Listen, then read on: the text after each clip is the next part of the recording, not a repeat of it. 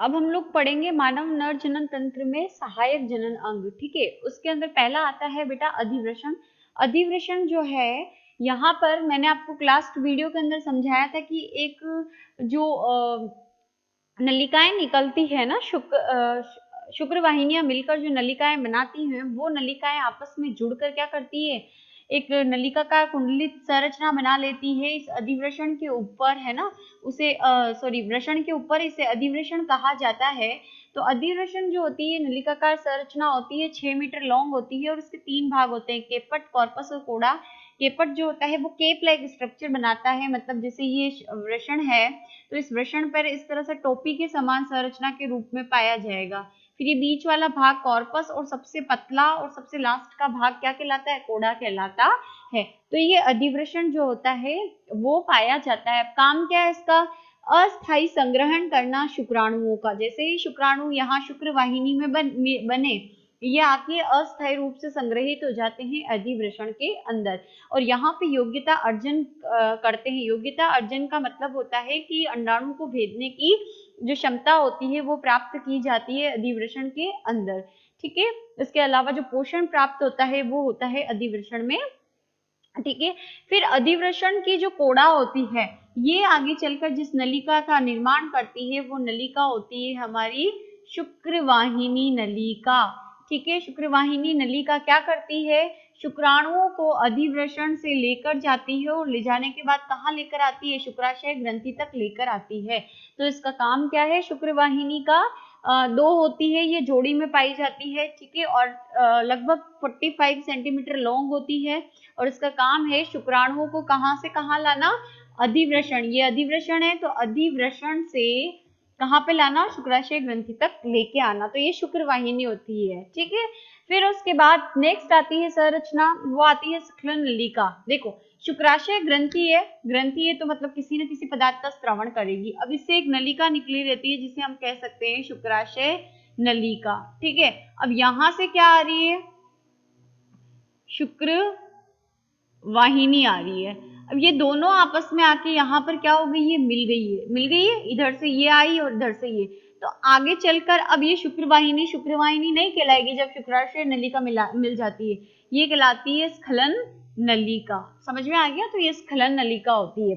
फिर उसके बाद आती है मूत्र जनन नलिका। मूत्र जनन नलिका में क्या होता है, यहाँ पर ये स्खलन नलिका आ रही है। ठीक, ये है मूत्राशय, मूत्राशय से आ रही है मूत्र नलिका। मूत्र नलिका और स्खलन नलिका देखो यहाँ पर मिल गई है ना। तो मूत्र नलिका और स्खलन नलिका के मिलने से जो ये यहाँ से ये जो नलिका रूपी संरचना बन रही है ना, ये क्या कहलाती है, मूत्र जनन नलिका। आगे बात समझ में, मूत्र जनन नलिका यानी इससे मूत्र का स्त्रवण भी होगा, क्योंकि यहाँ मूत्राशय में जो मूत्र स्टोर किया वो इधर आ रहा है और इधर जो शुक्राणु आ रहे हैं वो भी आ रहे हैं। तो जनन का काम होता है शुक्राणु का, तो दोनों ही हो रहे हैं, मूत्र का उत्सर्जन भी हो रहा है और इसी पथ से इसका उत्सर्जन हो रहा है शुक्राणु का भी। इसीलिए नाम क्या हो गया इस नलिका का, मूत्र जनन नलिका। ये छिद्र के रूप में बाहर की ओर क्या करती है, खुलती है शिश्न में। ठीक है, तो अब ये मूत्र जनन नलिका है, इसको क्या किया जाता है, 3 हिस्सों में बांटते हैं बेटा। टोटल इसकी लेंथ होती है लगभग 20 सेंटीमीटर लॉन्ग और 3 हिस्सों में इसको डिवाइड करते हैं, प्रोस्टेटिक मूत्र मार्ग, झिल्लीय मूत्र मार्ग और शिश्नीय मूत्र मार्ग। यहाँ पर आप ग्रंथि देख रहे हो, ये नीचे इस तरह से, ये है दूसरी ग्रंथि, ये तो शुक्राशय ग्रंथि, ये प्रोस्टेट ग्रंथि और ये कॉपर्स ग्रंथि, ये 3 ग्रंथियां है ना। तो जो मूत्र जनन नलिका का भाग किससे होकर गुजरता है, प्रोस्टेट ग्रंथि से, है ना, वो क्या कहलाता है, प्रोस्टेटिक मूत्र मार्ग। फिर आ गया यहाँ पर ये तीसरा पार्ट, देखो क्या है, शिश्नीय मार्ग। ये किससे होकर गुजरता है, ये लंबी बेलनाकार संरचना है शिश्न। तो जो मूत्र जनन नलिका का भाग शिश्न से होकर गुजरता है वो शिश्नीय क्या कहलाएगा, मूत्र मार्ग। फिर इन दोनों के बीच में यानी शिश्न मार्ग और इस प्रोस्टेट मार्ग के बीच का ये 1 सेंटीमीटर वाला हिस्सा होता है, वो कहलाता है झिल्लीय मूत्र मार्ग। आगे बात समझ में, तो प्रोस्टेट के यहाँ से गुजरने वाला प्रोस्टेटीय मूत्र मार्ग, फिर ये शिश्न से होकर गुजरने वाला शिश्नीय मूत्र मार्ग, और इन दोनों के बीच का क्या कहलाएगा, झिल्लीय मूत्र मार्ग। तो इस तरीके से मूत्र जनन नलिका जो है वो कितने हिस्से में डिवाइडेड है, 3 हिस्सों में डिवाइडेड है। अब हम लोग देखते हैं जो द्वितीय सहायक अंग है यानी जो मुख्य मैथुन अंग है उसके बारे में, संरचना में बारे में, और फिर तीनों ग्रंथियों के बारे में हम लोग पढ़ेंगे। इसके बाद बेटा हम लोग देखेंगे द्वितीय सहायक अंग या मैथुन अंग जो है वो है हमारा शिश्न। ठीक है, नरों के अंदर जो संरचना पाई जाती है शिश्न होती है। ये आप लंबी संरचना देख रहे हो, शिश्न है। ठीक है, लंबी और बेलनाकार संरचना है, ये मैथुन अंग है क्योंकि इसी के माध्यम से जो नर होता है मादा से शारीरिक संबंध बनाकर अपना जो शुक्राणु है मादा के योनि भाग में क्या करता है, ट्रांसफर करता है। आगे बात समझ में। अब शिश्न जो है उसके 2 भाग हैं। आगे वाला हिस्सा जो आप थोड़ा सा मोटा देख रहे हो ये शिश्न मुंड है। ठीक है, ये जनन छिद्र है आगे, जो जिसमें मूत्र जनन नलिका क्या हो रही, खुल रही है, तो ये जनन छिद्र हो गया। ठीक है, या मूत्र जनन छिद्र भी इसको लिखा जाता है। तो मूत्र जनन छिद्र, और ये पीछे वाला भाग जो है वो आधारीय भाग कहलाते हैं। इसके ऊपर जो आवरण पाया जाता है वो वेजाइनल मस्कुलाइन कहलाता है, और ये आगे वाला हिस्सा जो है वो मोटा होता है थोड़ा, उसको शिश्न मुंड कहते हैं, और पीछे वाले आधारीय भाग को वेजाइनल मस्कुलाइन कहते हैं। मतलब ये यहाँ से यहाँ तक का भाग वेजाइनल मस्कुलाइन, और ये आगे वाला शिश्न मुंड थोड़ा मोटा है। ठीक है, उसके बाद है इसके ऊपर, ये मोटा इसलिए होता है क्योंकि इसके ऊपर त्वचा का एक आवरण पाया जाता है जिसको कहते हैं प्रीयूप्स। ठीक है, प्रीयूप्स जो है वो त्वचीय आवरण, प्रीप्यूस जो है वो त्वचीय आवरण होता है जिसकी वजह से ये कैसा होता है, थोड़ा मोटा होता है। ठीक, फिर अब इस शिश्न को अगर हम अनुप्रस्थ काट में देखते हैं तो इसके अंदर 3 डोरियां पाई जाती है। ठीक है, 2 तो होती है, ये 3 डोरियां हैं, ये यानी धागे के समान संरचना है। इसको कहते हैं, ये 2 जो होती है ऊपर वाली इसको कहते हैं कॉर्पोरा केवर्नोसा, और नीचे एक होती है कॉर्पस स्पोंजियोसम। क्या डिफरेंस है दोनों के अंदर, ये दोनों तो कहाँ तक है, सिर्फ ये आधारीय भाग है वहां तक उपस्थित होती है, जबकि कॉर्पस स्पोंजियोसम है वो आगे वाले हिस्से तक होती है, मतलब शिश्न मुंड में भी पाई जाती है। ठीक है, अब इनके अंदर धमनियां होती है, फिर इस जो कॉर्पोरा स्पोंजियोसम होती है उसके अंदर मूत्र जनन नलिका पाई जाती है। इन दोनों में नहीं होती पर इनमें होती है। फिर ये 2 कॉर्पोरा केवर्नोसा है, इनको शिश्न पट्टी के द्वारा क्या किया जाता है, जोड़ा जाता है, और बाकी यहाँ पर संयोजी उत्तक जो है, इन डोरियों के बीच में संयोजी उत्तक जो है वो भरा हुआ रहता है। ठीक है, अब ये डोरियां जो है नॉर्मल अवस्था के अंदर इनमें रक्त नहीं होता है, इन धमनियों में रक्त नहीं पाया जाता है, लेकिन जब भी मेल्स क्या होते हैं, सेक्सुअली एक्साइटेड होते हैं, उन्हें शारीरिक संबंध बनाने की इच्छा जागृत होती है, तो ये जो डोरियां होती हैं ये क्या होती है, रक्त से भर जाती है, और ये जो शिश्न इस तरह से लटका हुआ होता है वो कैसा हो जाता है, स्ट्रेट हो जाता है, सीधा हो जाता है, ताकि शारीरिक संबंध बनाने में क्या रहे, इजी हो जाता है, जो शिश्न होता है वो हार्ड हो जाता है।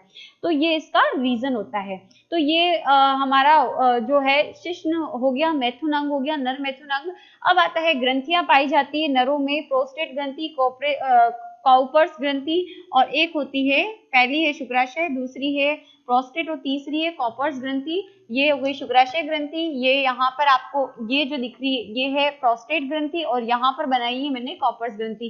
प्रोस्टेट ग्रंथि जो होती है वो 4 इस तरह से पिंडों से मिलकर क्या होती है, बनी हुई होती है, 4 पिंडों से बनी हुई होती है। अब इन ग्रंथियों के द्वारा, क्योंकि ग्रंथि है तो ग्रंथि हमेशा किसी न किसी पदार्थ का क्या करती है, स्त्रवण करती है, तो इनके द्वारा क्या किया जाता है, जो मतलब जो बेसिक नेचर, क्षारीय प्रकृति का जो है तरल स्रावित किया जाता है। ठीक है, अब ये जो तरल होता है वो क्या करता है, शुक्राणु जैसे जैसे गमन करता है वो शुक्राणु को क्या करता है, ये तरल पोषण प्रदान करने का काम करता है।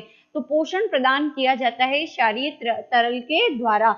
आगे बात समझ में। अब जो प्रोस्टेट ग्रंथि अपना क्षारीय तरल जो है स्रावित करती है उसमें फाइब्रिनोलाइसिन नामक पदार्थ पाया जाता है। क्या, फाइब्रिनोलाइसिन नामक पदार्थ पाया जाता है, जिसकी वजह से शुक्राणु क्या है, फास्ट गति करता है। ठीक है, और इन तीनों यानी शुक्राशय ग्रंथि के द्वारा जो क्षारीय तरल होता है, प्रोस्टेट ग्रंथि के द्वारा होता है, और जो कॉपर्स ग्रंथि के द्वारा क्षारीय तरल जो है वो स्रावित किया जाता है, उनको कंबाइंडली यानी क्षारीय तरल प्लस आगे से क्या आ रहा है, यहाँ से, क्योंकि ये अपना तरल कहाँ स्रावित करेगी, यहाँ पर प्रोस्टेट ग्रंथि भी, यहाँ पर शुक्राशय भी जो है कॉपर्स ग्रंथि भी यहाँ पर, तो क्षारीय तरल में क्या मिक्स हो जाता है, शुक्राणु।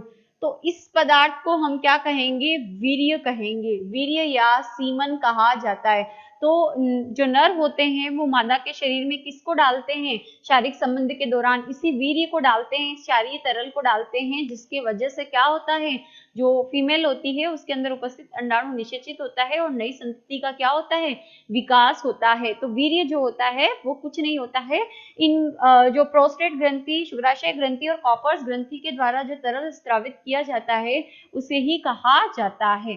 तो ये आपका हो गया। उसके बाद आता है नेक्स्ट डेफिनेशन, 1 नंबर की पूछी जाती है, स्खलन क्या होता है। तो जो शारीरिक रूप से एक्साइटेड होने की वजह से नरों के शरीर से जो वीर्य बाहर निकलता है, नर के ये जो छिद्र है मूत्र जनन छिद्र, उससे जो वीर्य बाहर निकलता है उसे स्खलन कहते हैं। क्या बोलते हैं, स्खलन। और ये स्खलन के बाद वीर्य जो मादा के शरीर में डाला जाता है उसे वीर्य सेचन कहा जाता है। ठीक है, ये 1-1 नंबर की डेफिनेशन है। स्खलन का मतलब वीर्य का नर के शरीर से यानी शिश्न के मूत्र जनन छिद्र से बाहर आना स्खलन कहलाएगा। और इस वीर्य को किसके अंदर डाला जाता है, मादा के योनि में जो डाला जाता है वो क्रिया क्या कहलाती है, वीर्य सेचन कहलाती है। तो यहाँ पर आपका नर जनन तंत्र जो है वो कंप्लीट होता है। अब हम लोग पढ़ेंगे मादा जनन तंत्र।